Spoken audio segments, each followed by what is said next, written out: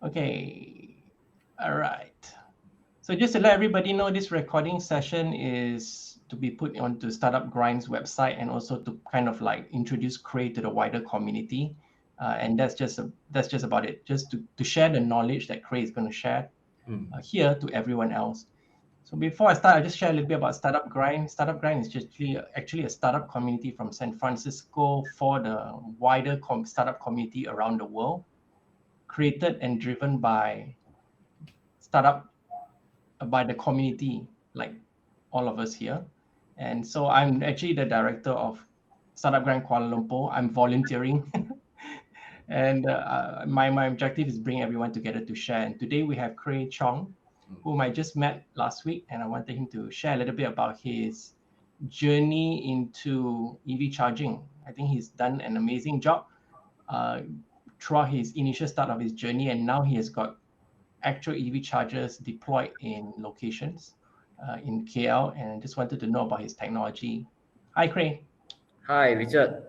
Welcome to Nice Startup to Grind meet you again. And KL. so today is our sharing session for Stargate, and I feel very grateful to be here today as well. Can you let me share the screen? Come. Yes. While I You give need you to stop permission to sharing share the first. screen, I'll give you your first question. Hmm. If you can share a little bit about how you started out as an entrepreneur, your company, and what you are building, it would be quite nice for us to learn from you. I'll stop sharing right now and pass it to you. Yeah, no problem. Go ahead. Okay. Can you see it? Yes. Yeah, so we are powered by Rise, and I am Kray Chong, and we actually is first in Malaysia to really building our own electric vehicle charging station that complete with payment system and export ready. And in the picture that you've seen here is actually our charging stations, and you can see that it's actually not that tall. It's just like same height as me, which is like 1.6 something meter. And we have a lot of patterns inside our charging station, and one of it actually is on the way we design it. As what you can see here, the top of it is a big curve, right? And this curve is actually intentionally designed this way so that the cat and bird cannot stand on top of it and won't poop on the charging station. And although it seems like something that is very, very small, but still it's a good invention. And this is how I starting. And actually in our family time, where I'm actually coming from the electrical family, where my family is selling the electrical appliance, and we have a small shop lot in Kuala Nerang, Kedah. And my dad is actually the technician in JKI Electric Government. And so when I was 4 or 5 years old, I already starting to doing all the electrical things, the lamp, fan, speaker, television, home appliance, install the what to say the antenna, and I have my whole lifetime experience doing the electrical since I was kid. So we know very well about electrical and most of the thing inside it. And since afterwards, when I starting to doing my own, which is 8 years ago, and all my employment experience, they have done a lot of projects before. Some of this is including the ERV project, which is a data center, network, and network system. As you can see here, the whole from security system to power backup to server rooms, and we have a lot of high-profile clients as well. And this is part of the project M&E that we've done. This is the cement plant. As you can see here, the land is very, very dirty. And our worker literally just work inside dirt. And those are the places that really make you money. An electrical big project.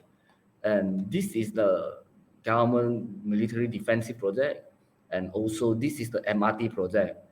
And this is part of the big conduit, bus duct. This is to show you that we are really coming from the background of electrical engineering, and I have a background degree in electrical.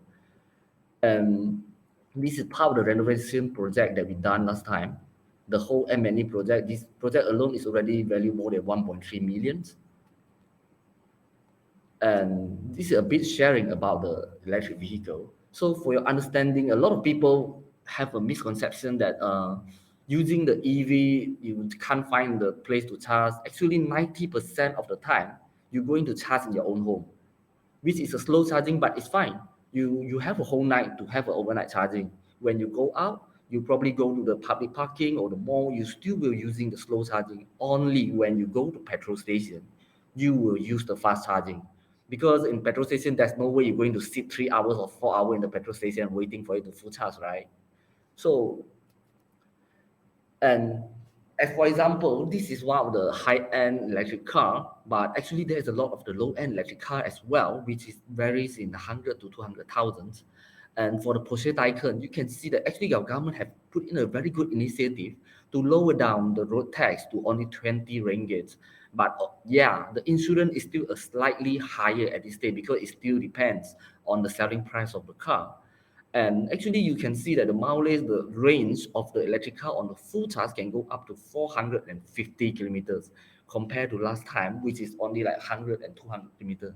And this is to show that the advancement of technology has different. And right now, the latest technology can go up to 700 or 1,000 kilometers on the full charge, which means you can literally go to Penang and go back to KL again within the full charge without need to worry on the charging. And on the charging, actually right now for the electric car, most of it is using the Type 2 gun, as what we shown here. And it would take 6 hours for the full charge. On the normal and also super fast charge, it just take you like 20 minutes. And usually the suitable charger we recommend is our One Rise, which is 7 kilowatt charger. And also for your understand, a lot of people thought that electric is just electrical car. Actually, there is electrical bike as well. What we see here is a Climo, which is a made in Malaysia electrical bike, and the selling price of it is around 12,000. Yes, although for the states is still a bit on the high side, but we believe that in terms of the time and advance, it will lower down the price, and the maximum range can go up to 100 to 200 kilometers. And right now, although it's still using the socket, but it's available everywhere. And right now, it could even upgrade to rapid charge, which is what we are doing, where power by rise e-bike charging come with the level 2 chargers as well. And we are probably the one of the early pioneer that is really doing the electrical bike charging station in Malaysia, because we've seen that nobody is really concerned the most in the advance and the deployment of the charging station specifically for the electrical bike. And wait, someone. Kray, if you don't mind me asking, right, what's Mhm. the difference between a charger for an electrical bike and a charger for a EV car?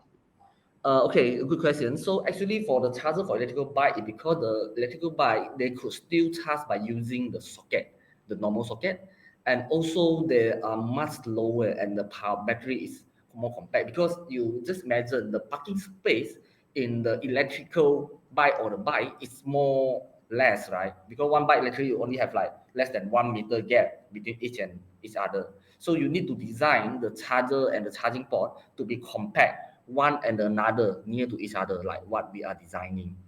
So for electrical car, your place is higher and further, so you can come out a wall unit like this, one unit for each of the parking. That's the major difference actually. And so this is part of this is the Nissan Leaf, which is an electrical car actually.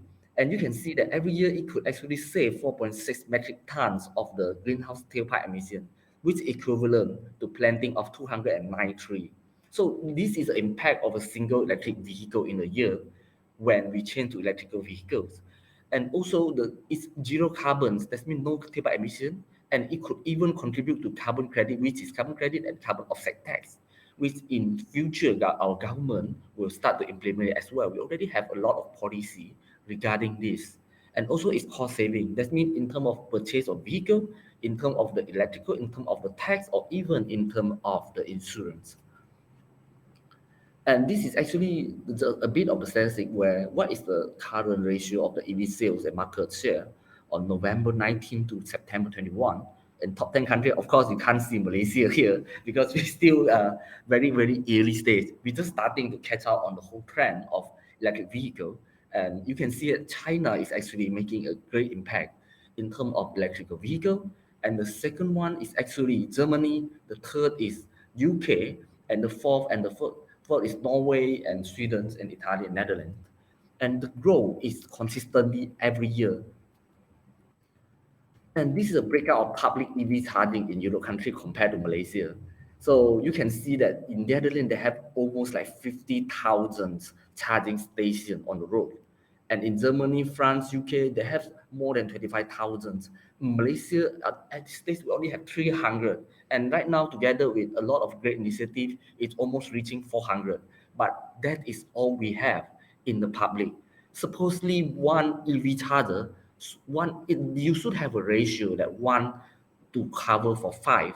That means if for 3,300, you can only cover for like 1,000 plus to 2,000 of the electric vehicle, which we need to increase the capacity on the public charging in order to increase the number of electric vehicle. And this is actually the EV related policy in selected region. I always say this to people just to let you know what we haven't done yet and what other people have done it that make them successful in implementation of the electric vehicle, including the regulation on the vehicle, which is Jack EV mandate. What we meant the Jack EV mandate is that the government will enforce all the car or the automation maker that there will be certain percentage of the vehicle you produce must be electric vehicle within the upcoming years, or there will be a financial penalty to them. And we haven't had that yet at this stage. Fuel economy standard is more like they will top up a certain percentage of the normal ICV petrol RON 95, like 10%, 5%, that the top up of the value will become the cost and budget for government to build the infrastructure for the charging and also to upgrade the electric facility. And we haven't had that yet. And the incentive of vehicle, with fiscal vehicle, yes, we already have it, but it's only on the less tax related, not on the direct rebate on the incentive. And the target vehicle, we're starting to have the roadmap and the regulation on the charger, we have partially have it thanks to the latest regulation. But the major problem right now is that we haven't have the great incentive for the charger, except on the tax reduction, which is not that significant at this stage. And this is the gasoline There price. was a Hmm? What do Sorry, you Kray, mean? I think you mentioned about our latest policy that was just launched, I think a couple of Yeah, weeks ago or last yeah. week, about Mm. Malaysia having to be EV. Um, they, I think it was stated that by 2040, Malaysia would have at least 38 or 39% of vehicles running on electric by Yes, then. Is that correct? yes. And if we look at the number, I don't think it can reach that number without increase the public charging, right? It's a chicken and egg thing. When you're talking about 39% or 40%, which is like 15 million or 20 million, 10 to 20 million on the road, you technically need to have at least 100,000 and above of the charging station on the road, which we are still very, very far behind the market. And those are the things, and for me, the greatest obstacle we need to overcome. This is what we say as a market demand. And the market is really demand for more charger, as we can see in all the statistics mentioned. And this part of the gasoline price in Southeast Asia and Malaysia actually is quite cheap compared to other countries, where we are actually selling at $0.49, while you can see that most of the country is already double and even six times of Malaysia's ringgit. And this is statistic about the interest to purchase the EV. Actually, we have a very great interest, We have around 37% of people is looking for EV as the next purchase. And the cost comparison, we can even see that there's going to be a 60% of saving when you convert to electric vehicles for every 100 kilometer mileage of travel. And also the main factor, this is on the 2019 respondent research. So electric cars are still too expensive to purchase is the major problem right now. And this problem is getting lesser and lesser because of a lot of the tax incentive and the car is getting cheaper, like from China, or even the Proton is already going to come out our own electric car, and even the Perodua. So the second factor is what we need to tackle. And this is the number of motorcycle on the road, which I will say the electric motorcycle going to be the next trend in Malaysia that accelerate the whole market. And Indonesia is target to have 13 million electric motorcycle by 2030. And they are already nurture and grooming all the electric motorcycle maker locally. And we need to catch up on this trend. And this is the number of motorcycle household ownership in the world. And Malaysia is number 4 in the world. And right now, the number 1, number 2, number 3, and number 5, including China, is already going crazy for the electric motorcycle. The sales of electric motorcycle per month is equivalent to our 10 years combined and another times 10. So we can see that the market adoption is already going huge on other countries while we haven't started it yet. And this is the statistic of the motorcycle sales scenario based on the policy target. We should have at least a 40%. But technically, based on most of the scenario, it should be almost like 100%. Because in China, you can see that in the main city, it's already 100% electric motorcycle. And this is a market size of what we can anticipate in the charging in future. Right now, we actually have an addressable market of 818 billions on the petrol combined in Malaysia. If all of them changing to EV, you could see around the 248 billions of the surveyable available markets. And if a 5% of market change to EV, it could actually give you 12.4 billions, although it's just a 5% of the market adoption to electric vehicle. So the number actually is great. Yeah. And this If is, I can ask, Ray, if you yes, don't mind me asking, your total addressable market, is it global or is it within a certain geographic area? this is just for Malaysia.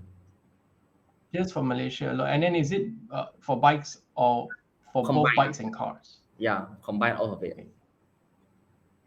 So the number is here. This is a combined number of all the revenue in Malaysia. And this is the ratio of EV compared to normal vehicle. As we can see here, the growing rate and the potential is huge as there's only like 0.01% of electrical bike and also 0.5% is electrical vehicle. And this is some of the budget and planning from government, which and also the GLC that is showing the interest for the electric vehicle and the charging station. As you can see here, DMB is already putting out the budget of 90 millions to install the charging station infrastructure and upgrade for the whole North-South highway. And Selangor is aiming to install 10,000 electric vehicle charging stations by 2025. So we are also part of this planning as well.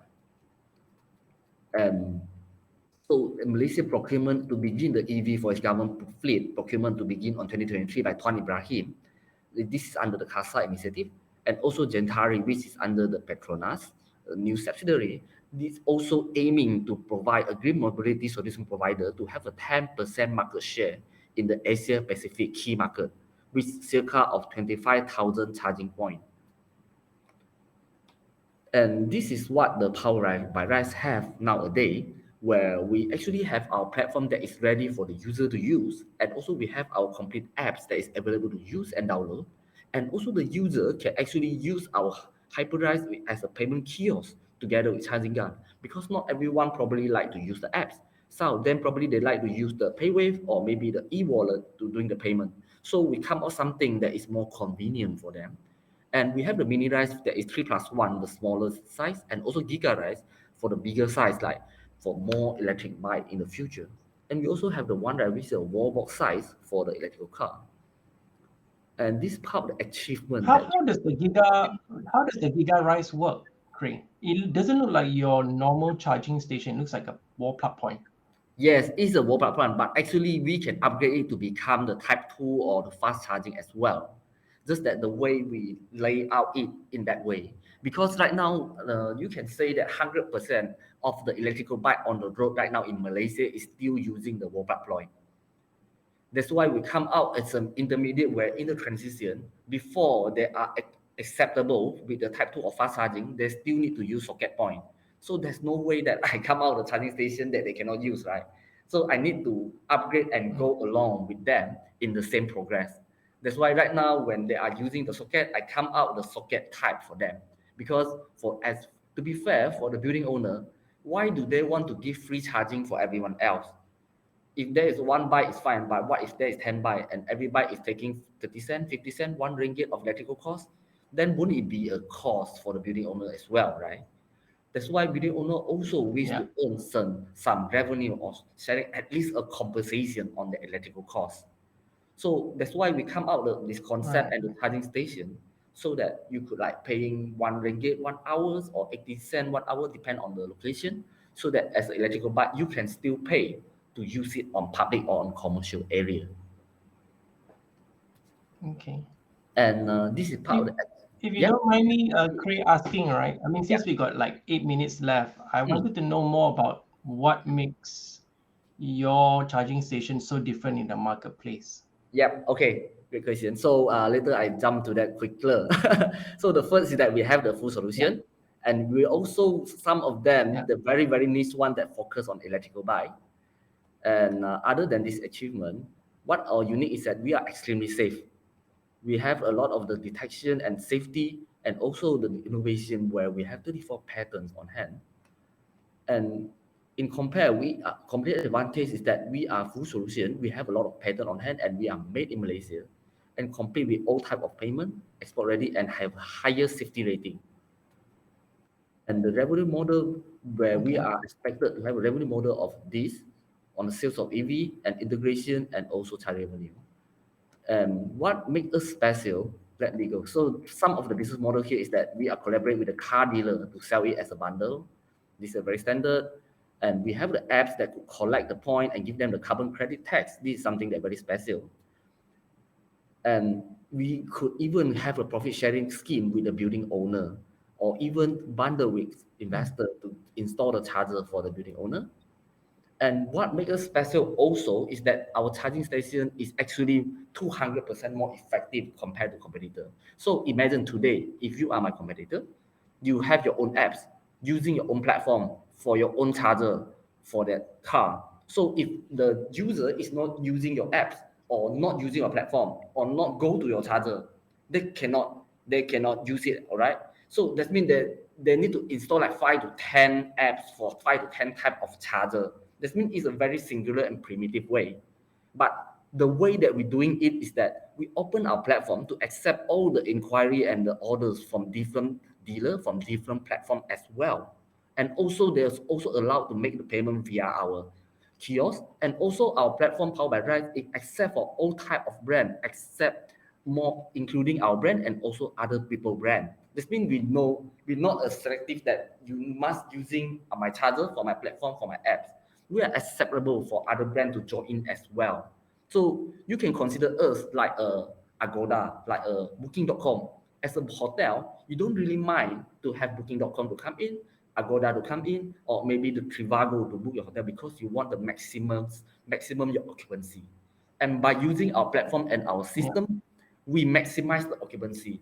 That means literally right now, most of the other chargers is actually have an occupancy of 5 to 10% of utilization per day. But we can record 30% of occupancy per day. That means our utilization is 200 times more efficient than them because we allow all the platform to come in, utilize on that charger. That make the car have more choice to go Mm. and make everyone can make money together. And so If this is for if revenue. you if I have Mm, another question, right, Kray, mm, I'm going to kind of like zoom out a little bit. yeah. In your opinion, what are the kind of challenges you think our EV industry is going to be facing in the next 5 years, especially in what you're doing with EV charging? Mm. I mean, what are the kind of things that worries you, or that our community might have a challenge overcoming? For me, probably is more on the public awareness also. I mean, right now everyone talking about EV, but there's a lot of the misconception and misunderstanding, or because it's very new, so people always most worry is that how many hour I need to full charge my EV. This is the major problem, and then if I buy my EV, where can I charge it? What is a socket type? What is a plug type? I mean, we haven't have a very strict standard at this stage. We still accept the CADEMO and CS, which is another two standard of the charger gun. It brings a lot of confusion for newbie actually. It doesn't straightforward like a petrol car Yeah. that you just pump in the petrol, then it's a petrol, it's a RON 95, it's diesel. You know you won't go wrong, you know. But for EV, it's still very new at this stage, yes. And another is the lack of charging station in probably the petrol station. For me, this is to be the first beginning to give people a confidence that if I drive an EV, if I can't find the charger in the mall or something, at least I go to the nearest petrol station, I can charge it. then I have enough power to continue my journey. I think the first step is always need to cover all the petrol station, no matter it's in kampung, no matter it's only have one petrol pump, but we cover with one EV charger. Then you give people the confidence that you Right. go to any petrol station, you have a charger. For me, that is the most important thing. Okay. Right. And last question from me, which I'm pretty interested in also, is about you yourself as a founder of Mm. your company, Rise. In your current journey right now, what kind of what kind of support do you need as you're scaling up I exactly wish. at this point? Yeah. So that at this stage, we hope to find more people to join us, either as an investor or as a partners, because we want to install as much charging station as possible at two key areas, which is resident and also petrol station. Because we found out that this two is the major go-to-market place, and also the resident will be giving them a great confidence, because we actually most of our profit from the charging revenue is coming from the resident charging. Because when you install let's say a simple example, if 1 month you're spending 300 ringgit for petrol, but if you have an EV charger inside your resident, technically you're going to spend another 100 ringgit, from 300 to become 100 or 100 something for that charger. So the money is going to happen if you're going to charge somewhere, just that who you're going to pay that money. And right now, the problem they're facing is not that who they're going to pay, but there's no charger for them to pay. That's why when we install in resident and condominium, we realize that it's actually not talking about making a huge money, but it's consistent. The cash flow is consistent. And we solve the pain point of people that lack of charger. So that is what Right. we need, more dealer and more partners that believe in it, and we can actually allow you to become part of the profit sharing for that charger actually. Mm. Oh well, Craig, it's been a pleasure having you on Startup Grand KL. We're going to be closing soon, and there's no questions just yet from the community.